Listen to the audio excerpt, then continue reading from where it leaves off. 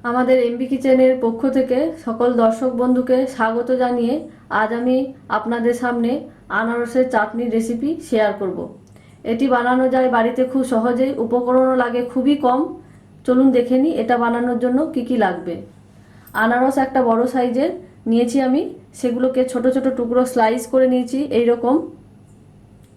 500 গ্রাম মতো চিনি নিয়েছি, কাজু নিয়েছি 50 গ্রাম, একটা গোটা আমসত্ত্বকে ছোট ছোট টুকরো করে নিয়েছি এরকম, কিশমিশ নিয়েছি 50 গ্রাম, স্বাদ অনুযায়ী লবণ দেব, একটা গোটা পাতিলেবু রস নিয়েছি।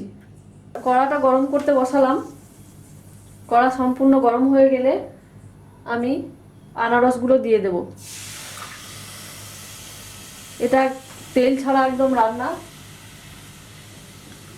এটাতে স্বাদ অনুযায়ী লবণটা মিক্স করে দেবো। হালকা হাতে একটু নাড়াচাড়া করে আনারসের জলটা সম্পূর্ণ যখন বেরিয়ে যাবে তখন আমি গ্যাসটাকে একটু কমিয়ে ঢাকা দিয়ে দেব।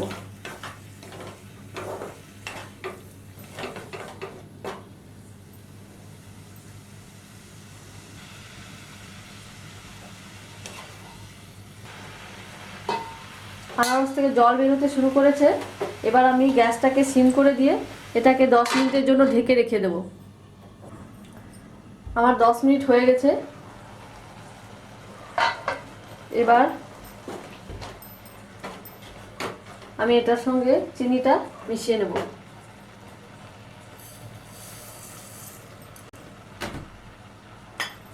চিনিটা দেওয়ার পর আমি আঁচটা বাড়িয়ে নেব যাতে করে চিনিটা ভালোভাবে মেল্ট হতে পারে।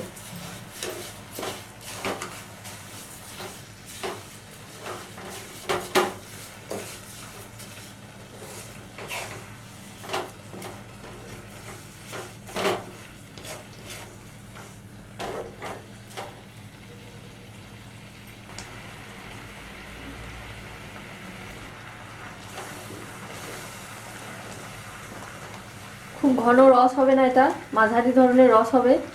যখন চিনিটা সম্পূর্ণ গলে গিয়ে সাইড থেকে এরকম রসটা ছেড়ে ছেড়ে আসবে তখন বাকি ইনগ্রিডিয়েন্টসগুলো আমি এতে মিশিয়ে নেব।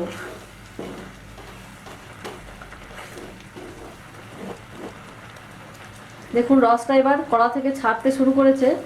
এবার আমি একে একে কিশমিশ, কাজু, আমসত্ত্বের টুকরো সব মিশিয়ে নেব।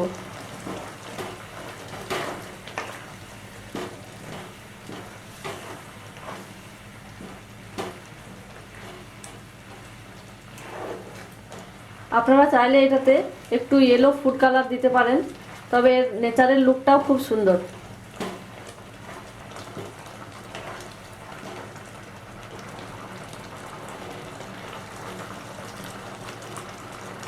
সব ভালোভাবে মিক্স হয়ে গেছে, চাটনি প্রায় হয়ে এসছে। আমি গ্যাসটা বন্ধ করে দিয়ে শুধুমাত্র লেবুর রসটা ছড়িয়ে নেব। এটা ভালোভাবে মিশিয়ে 5 মিনিট মতো একটু ঢেকে রেখে দিতে হবে। এবার আমি এটাকে সার্ভ করে দেব।